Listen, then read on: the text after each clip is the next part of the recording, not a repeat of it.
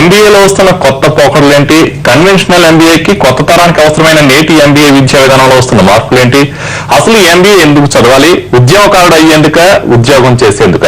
ఈ ప్రశ్నలకు సమాధానాలు కావాలంటే అనేక దేశీయ విదేశీ యూనివర్సిటీల్లో పనిచేసి Singapore institute of management, James cook యూనివర్సిటీలో పనిచేసిన ప్రొఫెసర్ ఎన్ఆర్కే రెడ్డి గారితో మనం మాట్లాడే ప్రయత్నం చేద్దాం. రెడ్డి గారు నమస్తే అండి. నమస్కారం. అదే మీ ఎంబీఏలో చూస్తే న్యూ ట్రెండ్స్ ఏంటి ఇప్పుడు వస్తుంది ట్రెండ్స్? అంటే కొత్త తరానికి అవసరమైనటువంటి ఎంబీఏ డిగ్రీకి గతంలో కన్వెన్షనల్ గా వస్తున్నటువంటి చదువుకున్నటువంటి ఎంబీఏ చాలా మార్పులు కనపడుతున్నాయి. గతంలో ఏంటంటే ఒక పరిశ్రమను మనం ఏ విధంగా మేనేజ్ చేస్తామనే దాని గురించి, పరిశ్రమలో బిజినెస్ ఏ విధంగా మనం చేయాలి దాని యొక్క విషయాల గురించి తెలుసుకునేది. అయితే ఇప్పుడు ఉదాహరణకు ఒక స్టూడెంట్ స్పెషలైజేషన్ మార్కెటింగ్ చేశాడు అనుకుందాం. ఈ మార్కెటింగ్ అనేటువంటిది కన్వెన్షనల్ మార్కెటింగ్ వేరుగా ఉంటుంది, ఇప్పుడు వస్తున్నటువంటి కొత్త తరం చేసేటువంటి మార్కెటింగ్ వేరే ఉంటుంది. ఉదాహరణకు సాఫ్ట్వేర్ ఇండస్ట్రీలో మార్కెటింగ్ విధానం వేరే ఉంటుంది, ఫార్మాస్యూటికల్ ఇండస్ట్రీలో మార్కెటింగ్ వేరుగా ఉంటుంది. కాబట్టి ఇప్పుడు ఉన్నటువంటి మార్పులు ముఖ్యంగా స్థూలంగా చూసినట్టయితే కన్వెన్షనల్ ఎంబీఏలో కేవలము మార్కెటింగ్ సంబంధించినటువంటి కొన్ని బేసిక్స్ మాత్రమే చదివేవాళ్ళు. ఇప్పుడు ఒక సెక్టర్కి అవసరమైనటువంటి పూర్వపరాలు అన్ని చదవాల్సినటువంటి అవసరం ఉంది. కాబట్టి ఈ కొత్త తరానికి వచ్చేటువంటి ఎంబీఏలో ఒక్కొక్క సెక్టర్ వైజ్ మనం మార్కెటింగ్ ఏ విధంగా చేయాలి, ఫైనాన్షియల్ ఇష్యూస్ ఏ విధంగా డిస్కస్ చేయాలి, హెచ్ఆర్ ఇష్యూస్ ఏ విధంగా ఉంటాయి అనేటువంటిది సెక్టరల్ వైజ్ మనం చదవాల్సినటువంటి ఆవశ్యకత ఏర్పడింది. ఇప్పుడున్న పరిస్థితి చూసుకుంటే ఒక బిజినెస్ పెట్టి అందులో సక్సెస్ అవ్వాలంటే ఖచ్చితంగా ఎంబీఏ చదవాలంటారు, ఎంబీఏ డిగ్రీ ఉండాలంటారు? ఇది చాలా మంచి ప్రశ్న అండి. చాలా మంది మనం ఏం చేస్తుంటామంటే ఒక సక్సెస్ఫుల్ బిజినెస్ మ్యాన్ ని తీసుకొని ఇప్పుడు రిలయన్స్ స్థాపించినప్పుడు ధీరుభాని అంబాయి గారికి ఎంబీఏ ఉందా అని అడుగుతూ ఉంటారు. ఆయనకి ఎంబీఏ లేకుండానే సక్సెస్ అయింది కదా అని. ఆ రోజుల్లో ఉన్నటువంటి బిజినెస్ స్ట్రాటజీస్ వేరు, ఆ బిజినెస్ యొక్క ఎన్విరాన్మెంట్ వేరు. ఈ రోజుల్లో ఉన్నటువంటి business environment is totally different. అంచేత ఎంబీఏ ఉంటే సక్సెస్ఫుల్ గా ఎంబీఏ బిజినెస్ చేయగలుగుతారా అనే ప్రశ్న సమాధానం కావాలంటే అది ఎంబీఏ ఉన్న వాళ్ళందరూ బిజినెస్ లో సక్సెస్ అవ్వలేరు.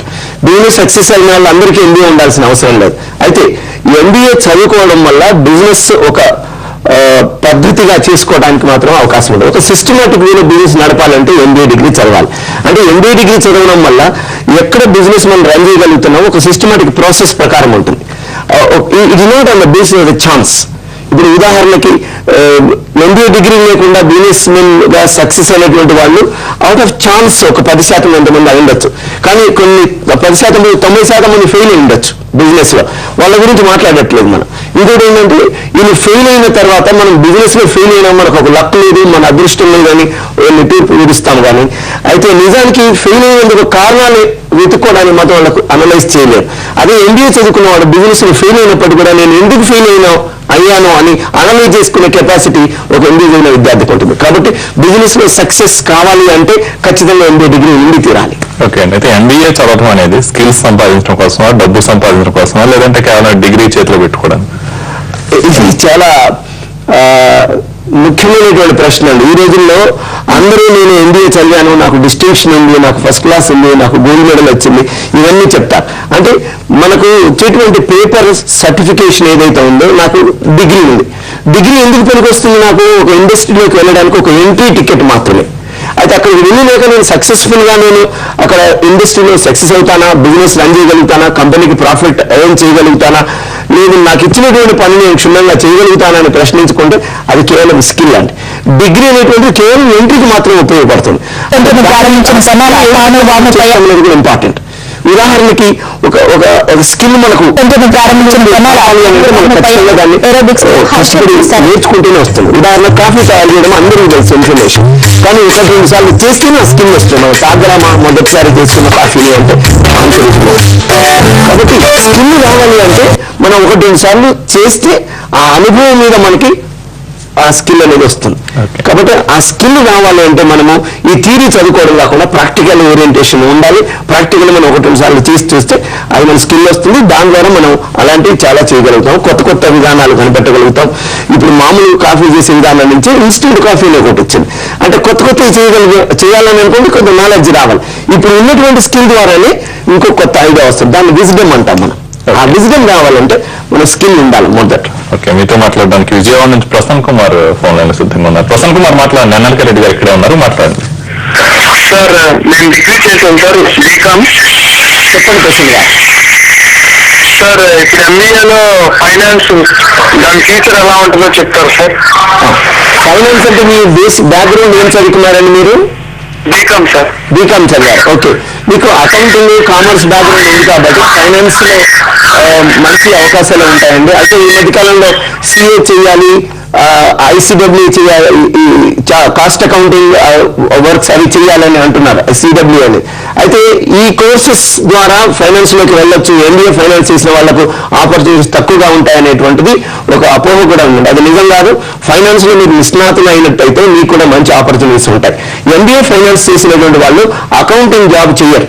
అకౌంటింగ్ జాబ్ చేయడానికి లోయర్ లెవెల్ ఎంప్లాయీస్ కొంతమంది ఉంటారు, వాళ్ళు మీకు ఆ పనులు చేసి పెడతారు. ఈ మధ్య కాలంలో టెక్నాలజీ అభివృద్ధి అయింది, సాఫ్ట్వేర్ ప్యాకేజెస్ చాలా వచ్చాయి. టాలీ లాంటి ఒక సాఫ్ట్వేర్ ప్యాకేజ్ ఉంటే అది అన్ని మీకు చేసి పెడుతుంది. అందులో మీ శ్రమ దాదాపు ఒక 90% తగ్గిపోతుంది. కాబట్టి మీకు అనలిటికల్ స్కిల్స్ ఉన్నట్టయితే ఫైనాన్షియల్ అనలిస్ట్ గా మంచి జాబ్ వచ్చే అవకాశం ఉంటుంది. Okay, thank you Prasanna Kumar. అయితే మీరు ఇంతకుముందు చెప్పారండి స్కిల్స్ ఎక్కువ డెవలప్ అవడానికి ఎంబీఏ అని చెప్పి. ఎలాంటి స్కిల్స్ ఎస్పెషల్లీ ఎంబీఏలో దర్శించుకోవడానికి ఎలాంటి స్కిల్స్ డెవలప్ అవుతాయండి? అంటే మనం మేధా సంపత్తి అభివృద్ధి చెందాలంటేనేమో అనలిటికల్ స్కిల్స్, థింకింగ్ అనమాట. అంటే ఈ యొక్క సమస్యను మనం ఈ సమస్యను ఇలాగే ఎందుకు చూడాలి, ఇంకొక కోణం నుంచి మనకి ఎందుకు చూడకూడదు, ఫోర్త్ డైమెన్షన్ దాన్ని అలా ఎందుకు చూడకూడదు, దీనికి వేరే ఉన్న పరిష్కార మార్గం ఉందా, షార్ట్ కట్ ఉందా, ఇలా చూసినప్పుడు దాంట్లో మీకు కొత్తదనం కనపడుతుంది. అంటే ఉన్నటువంటి కనిపెట్టినటువంటి ముందున్నటువంటి పరిష్కార మార్గాలు కాకుండా ఒక నూతనమైనటువంటి పరిష్కార మార్గాన్ని సమస్యను మీరు అందిస్తారు, ఆలోచించగలిగినప్పుడు మీరు కొత్తదనంగా కనపడతారు. అలాంటి వాళ్ళు ఇండస్ట్రీలో చాలా అవసరం. అలాంటి స్కిల్ మీరు ఉన్నప్పుడు ఖచ్చితంగా మీ స్కిల్ రెస్పెక్ట్ చేస్తారు, దానికి తగినటువంటి పారితోషికం కూడా వాళ్ళు ఇవ్వగలుగుతారు. ఓకే, అయితే ఎప్పటి నుంచి 20 ఏళ్ళ అంటే కన్వెన్షనల్ ఎంబీఏ ఉంది, ఇప్పుడు కొత్త తరం అండి, ఇప్పుడు లేటెస్ట్ కోర్సెస్ ఆఫర్ చేస్తాం. దీనికి ప్రధాన వ్యత్యాసం ఏంటి, ఎందుకు దీన్ని యాప్ట్ అవ్వాలని ప్రూవ్ చేస్తాం? ఓకే, ఇప్పుడు కొత్త తరం ఎంబీఏని ఎందుకు అంటున్నామంటే గతంలో ఒక ఉద్యమదారుడు అంటాం. ఉద్యమదారు అంటే ఒక ఎంటర్ప్రెన్యూర్. ఆ ఎంటర్ప్రెన్యూర్ ఏం చేసేవాడు, తన దగ్గర ఉన్నటువంటి డబ్బు పెట్టుబడి పెట్టేసి ఎంప్లాయీస్ తీసుకొని బిజినెస్ చేసేవారు. ఇప్పుడు ఆ డబ్బు ముఖ్యమైనటువంటి ప్రక్రియ గతంలో ఉండేది. ఇప్పుడు ఒక బిజినెస్ నడపడానికి డబ్బు కాదండి ముఖ్యమైనటువంటిది, ఐడియా ఉండాలి. ఎందుకంటే కాంపిటీషన్ పెరిగింది కాబట్టి ఎవరు కూడా బిజినెస్ చేయడానికి సిద్ధంగానే ఉంటారు. కానీ అందరూ చేసే బిజినెస్ మెన్స్ అందరూ కూడా సక్సెస్ అవుతారా అంటే ఆన్సర్ ఇస్ నో. అంటే కొద్దిమంది మాత్రమే సక్సెస్ అవ్వగలుగుతారు. దానికి ఏంటంటే ఆ సెక్టర్లో మీకు ఉన్నటువంటి అనుభవం ఏంటి, ఆ సెక్టర్కి తగినటువంటి మీకు నాలెడ్జ్ ఉండాలి, అందులో స్కిల్ ఉండాలి. ఉన్నప్పుడు మాత్రమే ఒక టీచర్గా, నేను ఇప్పుడు మా ఫాదర్ టీచర్ కాబట్టి నేను టీచర్గా ఎందుకు అవకాశాలు ఎక్కువ ఉన్నాయి. అంటే నాకు అందులో కొంత పరిచయం ఉంది కాబట్టి, కాలేజీలో నేను ఒక 27-28 ఏళ్ళుగా పనిచేస్తున్నాను కాబట్టి ఒక కాలేజీ పెట్టేందుకు అవకాశం ఏర్పడుతుంది.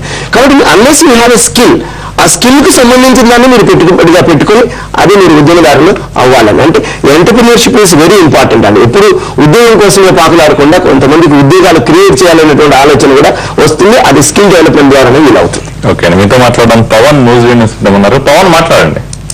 Hello, good afternoon sir. Good afternoon Pavan గారు, చెప్పండి. సార్ నేను హిందుస్థాన్ యూనివర్లో పనిచేస్తాను సార్. చెప్పండి. నేను యాక్చువల్లీ మా బ్రదర్ ఒకతను రీసెంట్ గా డిగ్రీ కంప్లీట్ చేశాడు. ఏంటంటే నేను యాక్చువల్లీ మా ఊరికి ఏంటంటే నేను అడ్వైస్ ఇచ్చాను, ఎంబీఏ యూనివర్సిటీ ద్వారా చేసి తెలుగు మీడియం నుంచి అతను వెళ్ళాడు వైసెట్ రాశాడు. నేను ఏమన్నానంటే వద్దురా శుభ్రంగా 2 years నేను ఎఫ్ఎంసీజీ గ్రౌండ్ ఎక్స్పీరియన్స్ నేర్పిస్తాను, సేల్స్ మెన్ లెవెల్ ఇదంతా. At the same time 2 experience లో డిస్టెన్స్ ద్వారా ఎంబీఏ కంప్లీట్ చేద్దాను. చెప్పండి, ప్రశ్న సూటిగా చెప్పండి. అదే సార్, ఈ 2 years ఈ డిస్టెన్స్ ద్వారా ఎంబీఏ చేసి అట్ ద సేమ్ టైం ఈ 2 years లో ఈ ఎఫ్ఎంసీజీ సేల్స్ లో ఎక్స్పీరియన్స్ గెయిన్ చేస్తే ఉపయోగం, లేకపోతే ఎంబీఏ చదివిన తర్వాత ఇది చేయటం ఉపయోగం సార్? అది నేను చెప్పగలిగిన ప్రశ్న అని నేను అనుకోవటం లేదండి. అది మీ నిర్ణయం మీద ఆధారపడి ఉంటుంది. అంటే డిస్టెన్స్ ఎడ్యుకేషన్ ద్వారా మీకు డిగ్రీ వస్తుంది కాబట్టి ఆ డిగ్రీ వాల్యూడ్, కానీ డిస్టెన్స్ ఎడ్యుకేషన్ ద్వారా మీకు ఇంటరాక్షన్ ఉంటుందా టీచర్స్తో, వాళ్ళ ఆ నాలెడ్జ్ ట్రాన్స్ఫర్ అనేది జరుగుతుందా అనేటువంటిది మీరు ఆలోచించాలి. డిస్టెన్స్ ఎడ్యుకేషన్ పెట్టడం అనేటువంటిది అంటే స్వతహాగా చదువుకోగలిగిన వాళ్ళు లేదా ఉద్యోగం చేస్తూ తనకంటూ ఒక హైయర్ డిగ్రీ చేసుకునే కూడా రెగ్యులర్ కాలేజీలో చేయటం వీలు కాని వాళ్ళ కోసం పెట్టినటువంటి ప్రోగ్రామ్ అది.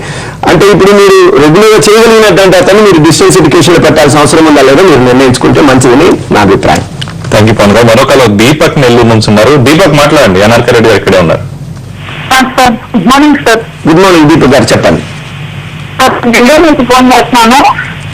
చెప్పండి. సార్ సార్ మామూలుగా అయితే నేను ఎంబీఏ చేద్దాం అనుకుంటున్నాను సార్. మా ఫ్రెండ్స్ ఏమో కాదు ఎంబీఏ డిస్టెన్స్ లో పెట్టుకొని మామూలుగా నువ్వు బ్యాంక్ కోచింగ్ చేసుకుని నీకు ఎంబీఏ అయిపోతుంది ప్లస్ నీకు బ్యాంక్ జాబ్ కూడా వస్తుంది అంటున్నారు సార్.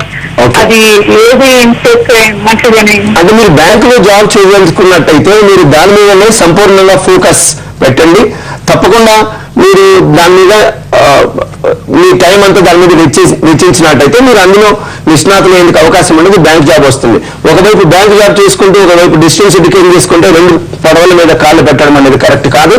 అది మీరు ఏదో ఒకటి నిర్ణయించుకుంటే మంచిది. అంటే మీరు బ్యాంకులోకి వెళ్ళాలనుకుంటే ఎంబీఏ ఫైనాన్స్ చేయొచ్చు, బ్యాంకింగ్ సెక్టర్లో మీరు స్పెషలైజింగ్ చేయొచ్చు, అయినప్పటికీ కూడా మీరు బ్యాంకులోకి మళ్ళీ వెళ్ళొచ్చు. ఎంబీఏ చేసిన తర్వాత కూడా మీకు హైయర్ డిగ్రీ ఉండాలి, మంచి ఉద్యోగం కావాలనుకుంటే మీరు ఇలా వెళ్ళడం మంచిదని నా అభిప్రాయం.